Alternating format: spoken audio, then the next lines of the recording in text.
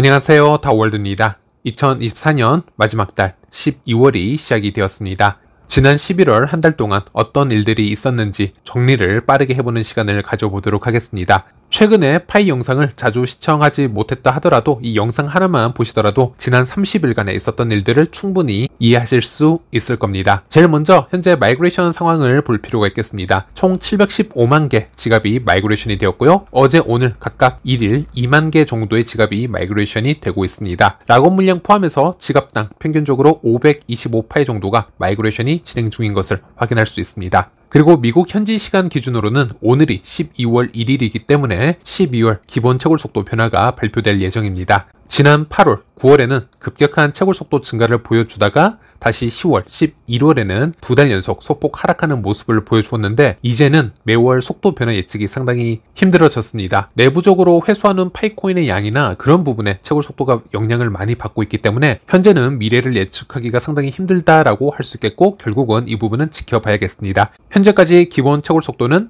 시간당 약 0.0052파이가 채굴되는 수준이라고 보시면 되겠습니다. 그리고 11월에 파이페스트 이벤트 결과 발표 공지가 있었습니다. 총 167개 국가 지역에서 참여를 하였고 맵 오브 파이에 등록된 파이 매장은요 약 2만 3천여 개이고 테스트 판매 업체로 등록된 곳은 약 2만 4천여 곳, 그래서 총 4만 7천여 곳이 파이앱에 등록이 되었습니다. 또한 파이코어 팀에 의해서 관련 영상도 소개가 되었는데요. 이 자료는 오픈 네트워크 전환을 앞두고 더 많은 기업들에게 파이를 홍보할 수 있는 강력한 마케팅 자원으로 활용이 될 가능성도 높다, 이렇게 말씀드릴 수 있겠습니다.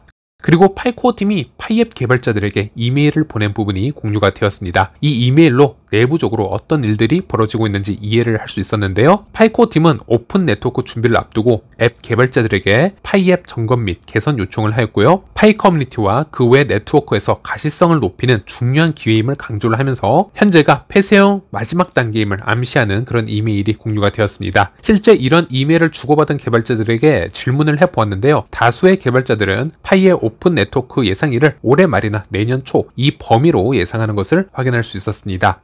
그리고 11월 21일에는 하루 마이그레이션 건수가요 한때 10만 건을 돌파하면서 2022년 이후 처음이고요 역대 네 번째 높은 수치를 기록을 했습니다. 그리고 11월에 파이코어 팀은 AMA 미팅을 통해서 현재 마이그레이션 속도를 높이기 위해서 여러 새로운 코드를 배포하고 수정, 반복 중임을 밝혔습니다. 그래서 이러한 작업들로 인해서 마이그레이션이 꾸준히 진행이 되지 못하고 있는 상황을 설명을 해주었는데요. 코어 팀은 만약 마이그레이션 속도를 높이는 대신 기존 수준의 안정적인 속도로 진행을 했다면 오히려 지속 가능성을 유지할 수는 있었을 것, 이렇게 의견을 내어놓았습니다. 하지만 현재 속도로는 미래에 큰 확장 속도를 가져가지 못하기 때문에 지속적인 개발이 필요하다, 이런 설명을 하였고요. 그래서 왜 이런 상황이 일어나고 있는지 어느 정도 이해를 하는데 도움이 되었습니다. 그리고 11월에는 파이앱에서 유저의 실수로 중복 계정을 생성을 했을 시 자진해서 그 계정을 신고하고 해당 계정을 비활성화시키는 기능이 출시가 되었으나 수많은 유저들이 정상 계정들을 잘못 신고해서 그 계정들이 비활성화되는 사고가 많이 일어났었습니다. 그래서 이 기능이 바로 롤백되는 이슈가 있었습니다. 이런 기능은 오픈 메인넷을 앞두고 수많은 가계정들, 불필요한 계정들을 정리하는 차원에서 코어팀이 출시한 기능이라고 보시면 되겠는데 역시나 커뮤니티에서는 이해도가 떨어지는 인원들도 상당히 많고요. 아니면 호기심에 이것저것 먼저 다 탭을 해보는 그런 사람들이 항상 다수 존재하기에 역시 이런 기능들은 매우 리스크가 큰 기능이라고도 할 수 있겠습니다. 그래서 현재는 비활성화가 되어 있다 라고 말씀드릴 수 있겠고, 그리고 동시적으로 파이앱에 등록된 모바일 번호를 업데이트할 수 있는 기능도 잠시 출시가 되었다가 이것도 비활성화가 되었습니다. 등록된 번호와 두 자리 숫자만 변경이 가능하도록 해서 사소한 입력 실수일 경우 수정이 가능하도록 이 기능을 출시를 한 것이었는데요. 현재는 모더들이 여러 피드백을 받아서 수정 사항이 있기 때문에 확실한 업데이트를 하실 분들은 지속적으로 국내 모더님들의 안내를 기다리시길 바라겠습니다. 그리고 파이앱에서 메인넷 파이 잔액 보기를 탭을 했을 경우에 기존에 보이지 않았던 몰수 기능이 잠시 활성화가 된 이슈도 있었습니다. 설명을 보자면 이것은 KYC 또는 메인넷 체크리스트를 제 시간에 완료하지 않아서 포기가 된 파이입니다 라고 명시가 되어 있고, 즉 여러 가지 상황에서 우리가 마이그레이션을 받지 못하고 포기를 해야 할 그 파이 보상량을 나타내는 곳이 아닐까, 그렇게 추측은 해볼 수 있겠습니다. 그리고 11월에 파이 앱과 파이 브라우저에 접속 장애가 일어난 이슈가 있었습니다. 그리고 당시 파이 브라우저를 보시면요, 새로운 UI가 잠시 보여졌다가 사라지는 이슈도 동시에 발생했는데요. 여기서 눈에 띄는 부분은 새로운 UI를 보면은 파이 앱 에코시스템 버튼에서 테스트넷 글자가 사라졌다라는 것입니다. 그래서 최근에 이런 UI에서 일어나는 새로운 기능들 또는 가계정을 정리하기 위한 신고 기능 출시 또는 파이코어 팀의 이메일 내용을 분석을 해보고 이런 것을 종합을 해보았을 때는 코어 팀이 내부적으로 오픈 네트워크 출시를 위해서 여러 가지 준비를 하고 있고 그 과정들이 표면으로 조금씩 노출이 되는 것이다. 이렇게 파악을 해볼 수 있겠습니다. 그리고 KYC 신청 유예기간이 2024년 11월 30일에서 12월 31일로 한 달 연장이 되었습니다. 이로써 마이그레이션 신청 유예기간과 동일한 날짜에 종료되게 되었습니다. 코어팀은 이번 연장에 대해서 코너 케이스에 대한 추가적인 구제가 필요하다라고 언급을 했고요. 이번 연장이 유예기간 6개월, 일정을 훼손하지 않으면서도 개척자들이 충분한 시간을 가질 수 있도록 조정을 하는 것이다. 이렇게 설명을 하고 있습니다. 또한 국내외 모더들의 의견을 들어보면요, 이번 연장은 최근 많이 보고가 되고 있는 이 KYC 제출 시에 400 오류 문제와 관련이 있을 가능성도 있다. 이렇게 언급을 하고 있습니다. 그러나 이러한 연장 결정에 대해서 커뮤니티 내에서는 파이코어 팀의 지속적인 연장 조치에 대해서 불만과 불안이 커지면서 11월 동안 이런 부분이 큰 이슈로 떠오르기도 했습니다.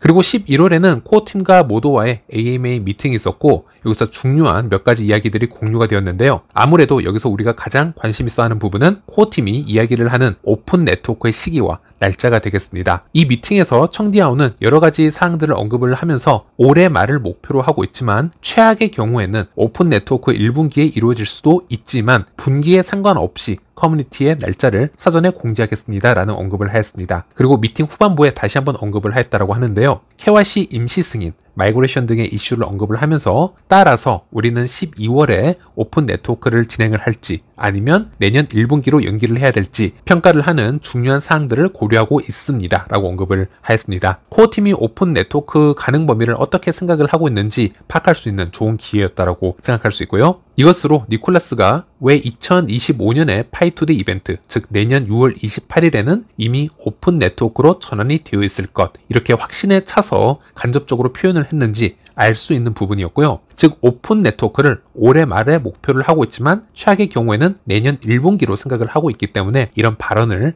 할 수 있었다라고 결과를 낼 수 있겠습니다. 그리고 올해 3월달 파이데이 이벤트에서는 니콜라스는 조건이 충족이 된다면 올해 말 오픈 네트워크 전환을 목표로 하겠다 이런 얘기를 했는데 이 워딩을 자세하게 분석을 해보면 확률상 올해 열릴 확률, 내년 1분기에 열릴 확률이 예를 들어 5대5, 7대3 이런 방식으로 두고 있다.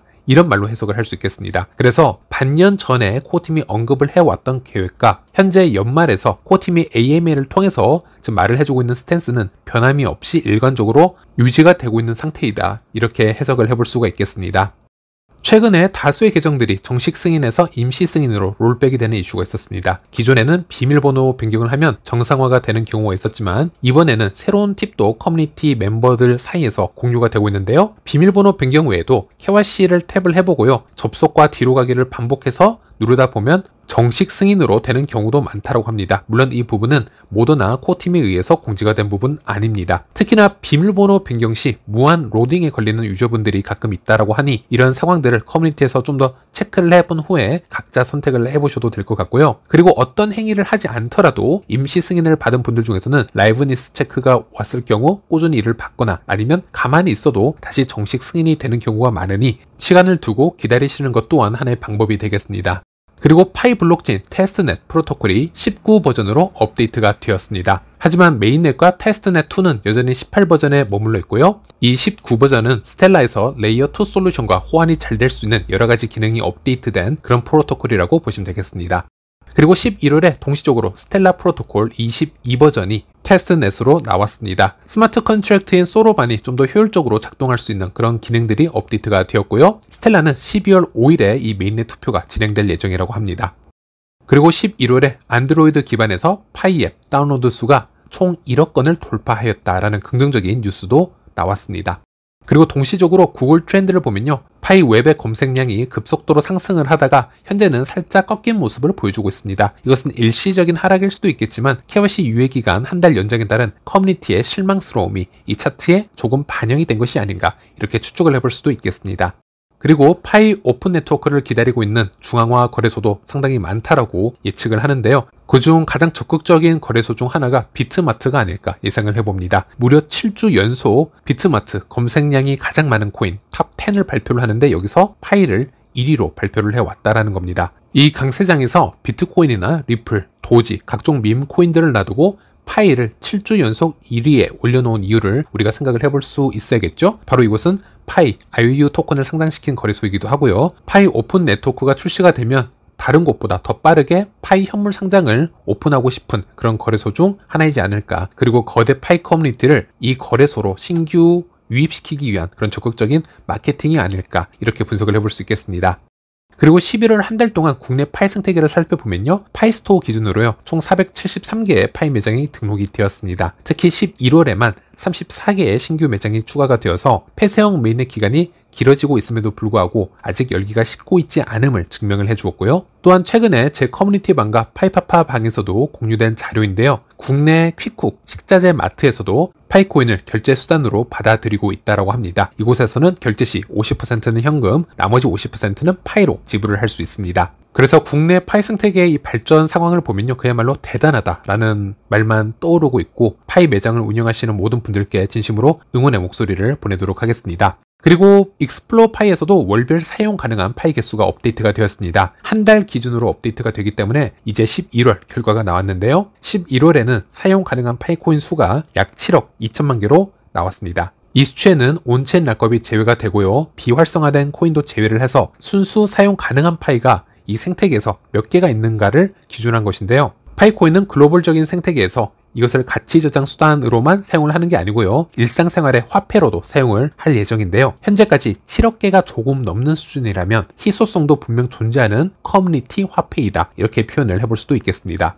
마지막으로 11월 한 달 동안 코인의 상승률을 분석을 해보았습니다. 시총 100일까지의 결과이고 가장 높은 상승률을 보여준 코인은 스텔라 루멘 XLM이 되겠습니다. 무려 480%의 상승률을 보여주었고요. 그 다음이 헤데라, 리플, 알고랜드가 되겠습니다. 그래서 지난 한 달 동안 두각을 보여준 코인은 미국을 기반해서 송금과 결제 시스템의 효율적인 블록체인을 자랑하는 부분, 그런 프로젝트들이 큰 힘을 받고 있는 것으로 보여집니다. 그래서 2025년에는 파이 또한 미국 관련 코인 프로젝트이고요. 확장성, 효율성에 치중을 한 실생활 결제 코인으로 각광을 받을 것이기 때문에 이 흐름에 함께 올라탈 가능성도 존재한다. 이렇게 말씀드릴 수 있겠습니다. 네, 이번 영상은 여기까지입니다.